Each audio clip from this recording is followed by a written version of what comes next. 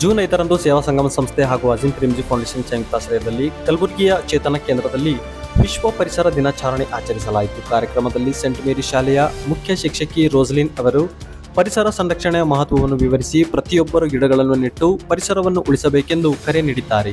ವಿಶೇಷ ಚೇತನ ಮಕ್ಕಳು ಸಸಿಗಳಿಗೆ ನೀರುಣಿಸುವ ಮೂಲಕ ಪರಿಸರದ ಬಗ್ಗೆ ತಮ್ಮ ಕಾಳಜಿ ಮತ್ತು ಸಂತಸವನ್ನು ವ್ಯಕ್ತಪಡಿಸಿದ್ದಾರೆ. ಕಾರ್ಯಕ್ರಮದಲ್ಲಿ ವಿದ್ಯಾರ್ಥಿಗಳು, ಪಾಲಕರು, ಶಿಕ್ಷಕರು ಹಾಗೂ ವಿವಿಧ ಸಂಘಟನೆಗಳ ಪ್ರತಿನಿಧಿಗಳು ಉಪಸ್ಥಿತರಿದ್ದರು.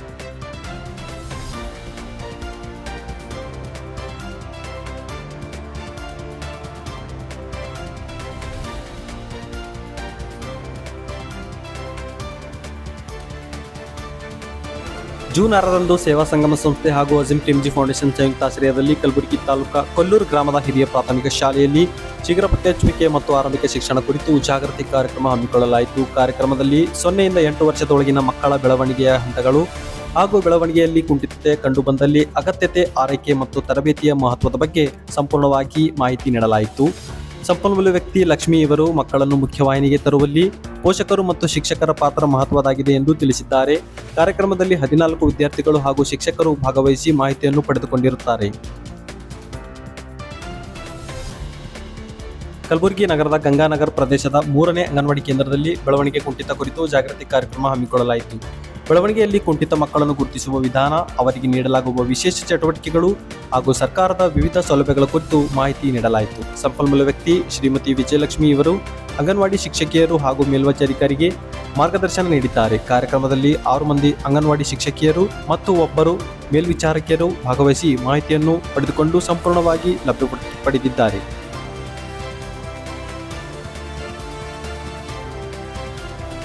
ಜೂನ್ 2ರಂದು ಔರಾದ್ ಸಮುದಾಯ ಆರೋಗ್ಯ ಕೇಂದ್ರದಲ್ಲಿ ಮಾನಸಿಕ ಅಸ್ವಸ್ಥ ಫಲಾನುಭವಿಗಳಿಗಾಗಿ ಸೈಕೋಸೋಷಿಯಲ್ ಎಜುಕೇಷನ್ ಕುರಿತು ತರಬೇತಿ ಕಾರ್ಯಕ್ರಮ ಆಯೋಜಿಸಲಾಯಿತು. ಸಂಪನ್ಮೂಲ ವ್ಯಕ್ತಿ ಶ್ರೀಮತಿ ರೂಪಾಲಿ ಸಲ್ಗಾರೆ ಇವರು ಮಾನಸಿಕ ಆರೋಗ್ಯ, ಭಾವನಾತ್ಮಕ ಬೆಂಬಲ, ಒತ್ತಡ ನಿರ್ವಹಣೆ ಹಾಗೂ ಸಾಮಾಜಿಕ ಕೌಶಲ್ಯಗಳ ಬಗ್ಗೆ ಮಹತ್ವವನ್ನು ವಿವರಿಸಿದ್ದಾರೆ. ಈ ತರಬೇತಿಯಿಂದ ಆತ್ಮವಿಶ್ವಾಸ ವೃದ್ಧಿ, ಆತಂಕ ನಿವಾರಣೆ ಮತ್ತು ಜೀವನದ ಗುಣಮಟ್ಟ ಸುಧಾರಣೆಗೆ ಸಹಕಾರಿಯಾಗುತ್ತದೆ ಎಂದು ತಿಳಿಸಿದ್ದಾರೆ.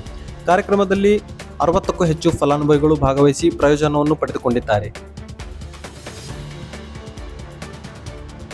ಆರ್ಬಿಟ್ ಸಂಸ್ಥೆಯ ಮಾನಸಿಕ ಅಸ್ವಸ್ಥರ ಸಮುದಾಯ ಆಧಾರಿತ ಪುನರ್ವಸತಿ ಕಾರ್ಯಕ್ರಮದಡಿಯಲ್ಲಿ ಬೀದರ್ ತಾಲೂಕಿನ ಸುಲ್ತಾಪುರ್ ಗ್ರಾಮದಲ್ಲಿ ಪಾಲಕ ಪೋಷಕರ ಸಭೆ ಹಮ್ಮಿಕೊಳ್ಳಲಾಯಿತು. ಕಾರ್ಯಕ್ರಮದ ಕಾರ್ಯಕರ್ತರು ಶ್ರೀ ಅರುಣ್ ರವರು ಆರೋಗ್ಯದ ಮಹತ್ವ, ಆತ್ಮವಿಶ್ವಾಸ ಹಾಗೂ ಸಮಾಜದಲ್ಲಿ ಗೌರವಯುತ ಜೀವನ ನಡೆಸುವ ಕುರಿತು ಫಲಾನುಭವಿಗಳಿಗೆ ಅರಿವು ಮೂಡಿಸಿದ್ದಾರೆ. ಸಭೆಯಲ್ಲಿ ಔಷಧಿಗಳನ್ನು ನಿಯಮಿತವಾಗಿ ಸೇವಿಸುವುದು, ಯುಡಿಐಡಿ ಕಾರ್ಡ್ ಸೇರಿದಂತೆ ವಿವಿಧ ಸರ್ಕಾರಿ ಸೌಲಭ್ಯಗಳು ಹಾಗೂ ಗ್ರಾಮ ಪಂಚಾಯಿತಿಯ 5% ಅನುದಾನ ಕುರಿತು ಮಾಹಿತಿ ನೀಡಲಾಯಿತು. ಈ ಕಾರ್ಯಕ್ರಮದಲ್ಲಿ 6 ಜನ ಭಾಗವಹಿಸಿ ಪ್ರಯೋಜನವನ್ನು ಪಡೆದುಕೊಂಡಿದ್ದಾರೆ. ಬಾಲ್ಕಿ ತಾಲೂಕಾ ಉಚ್ಚ ಗ್ರಾಮದಲ್ಲಿ ಜಯಭವಾನಿ ಆರೈಕೆದಾರರ ಸಭೆ ಹಮ್ಮಿಕೊಳ್ಳಲಾಯಿತು. ಸಭೆಯಲ್ಲಿ ಆರೈಕೆದಾರರು ತಮ್ಮ ಅನುಭವಗಳು, ಸವಾಲುಗಳು ಹಾಗೂ ಪರಿಹಾರಗಳ ಕುರಿತು ಚರ್ಚೆ ಮಾಡಿದರು. ಸಂಸ್ಥೆಯ ಕಾರ್ಯಕರ್ತರು ಶ್ರೀಮತಿ ಕಲ್ಪನಾ ಇವರು ಮಾನಸಿಕ ಅಸ್ವಸ್ಥರ ಆರೈಕೆಯಲ್ಲಿ ಸಹನೆ, ಪ್ರೀತಿ ಮತ್ತು ಸರಿಯಾದ ಚಿಕಿತ್ಸೆಯ ಮಹತ್ವದ ಬಗ್ಗೆ ಜಾಗೃತಿ ಮೂಡಿಸಿದ್ದಾರೆ.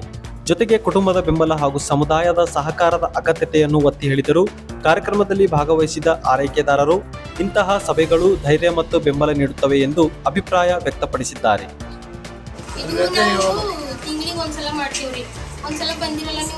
ಇದು ಯಾಕಂದ್ರ ನಮ್ದು ಪೇಷಂಟ್ ಇರ್ತಾರಲ್ಲ ಗೌರ್ಮೆಂಟ್ ಹಾಸ್ಪಿಟಲ್ನಾಗ ಟ್ರೀಟ್ಮೆಂಟ್ ಕೊಡ್ತೇವ್ರಿ ತಿಂಗಳಿಗೆ.